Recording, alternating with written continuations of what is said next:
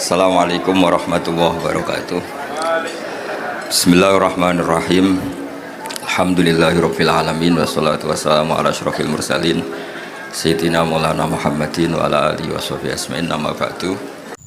Di antara tugas suci Nabi Ibrahim dan semua nabi adalah wa ja'alaha kalimatam baqiyatan fi aqibi. Nabi Ibrahim itu nabi yang diberi gelar Allah.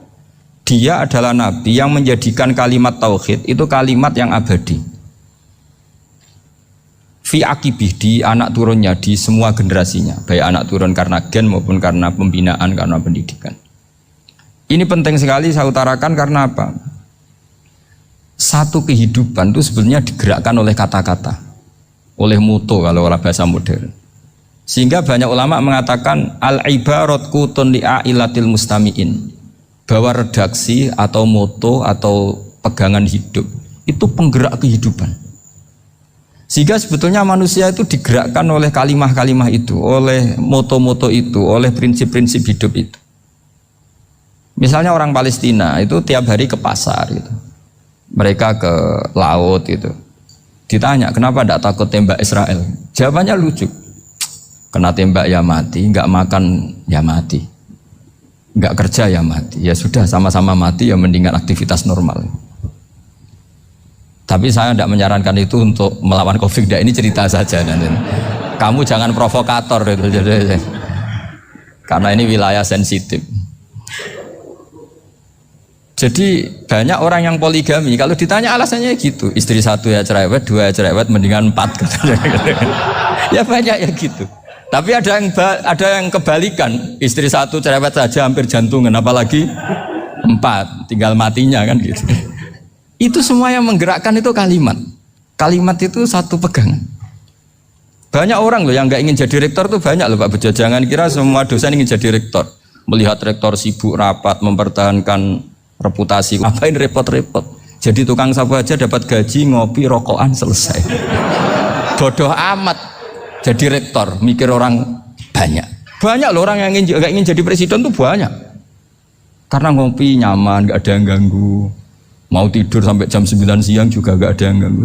Sehingga mereka melihat pegawai negeri itu gak keren, orang kok diatur jam, disiplin.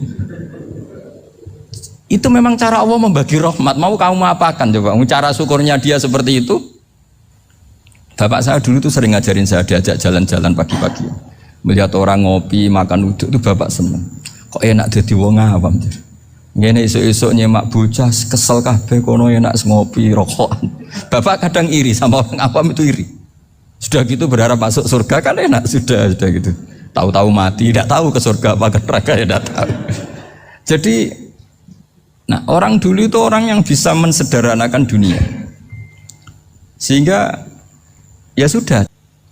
Nah lalu orang kayak saya itu ya beberapa kali sebetulnya saya itu ditawanin jadi dokter honoris causa apa. Kekhawatiran saya satu Pak Bejo, takut pas gak punya uang. Itu dokter gak ada duit kan gak pantas gitu.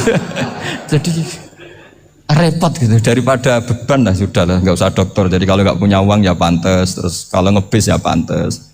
Suatu saat kalau mati gak ada yang hadir ya pantas, gak dokter gitu. Kalau sudah dokter kok masuk neraka, dokter kok masuk neraka kayaknya apalagi rektor kampus Islam kok masuk neraka itu kan kok kayak agak pas itu. Misalnya rektor lah ditanya mungkar nakir nggak bisa kan kayak gimana gitu. Makanya harus sering ngaji saya supaya nggak malu di depan mungkar nakir. Masa rektor ditanya mungkar nakir nggak bisa. Harus berani bentak, ini saya rektor loh Pak mungkar nakir. Masa. Sehingga orang dulu itu saya ulang lagi ya, ada satu kearifan namanya hidup itu apa? Hidup itu adalah cari sebanyak mungkin supaya hidup itu tidak tergantung pada banyak hal. Sehingga misalnya cara berpikir orang-orang modern itu sebenarnya banyak orang-orang ilmuwannya nggak ngagumi Amerika. Bukan karena angkuh ndak. Untuk mempertahankan kebesaran negara sebesar itu, kebutuhan listriknya besar, kebutuhan tentaranya besar, kebutuhan apa? Sementara negara kayak Venezuela atau Swiss kebutuhannya ada banyak. Pertanyaannya, yang tergantung dengan banyak hal sama yang tidak tergantung banyak hal, itu pinter mana? Kalau dibalik pertanyaannya gitu, negara-negara maju itu tidak keren kalau dibalik pertanyaannya. Orang yang untuk mempertahankan eksistensinya butuh banyak hal dengan yang tidak butuh banyak hal, itu pinter mana? Orang yang bahagianya nunggu jadi dokter, nunggu jadi kiai besar, kiai viral, dengan orang yang bahagia cukup dengan ngopi, itu pinter mana? Nabi Ibrahim itu pernah minta umur panjang, keren umur panjang. Sama Allah nggak dijawab. Datang orang tua gitu mertamu ke Nabi Ibrahim, terus disuguhi dikasih kurma. Apa itu? Kok kurma apa? Anggur yang sudah matang sekali, sudah dimakan. Setelah dimakan meler keluar lagi, dimakan lagi meler lagi. Terus Nabi Ibrahim masuk lagi ke kamar. Ya Allah, doanya tak cancel.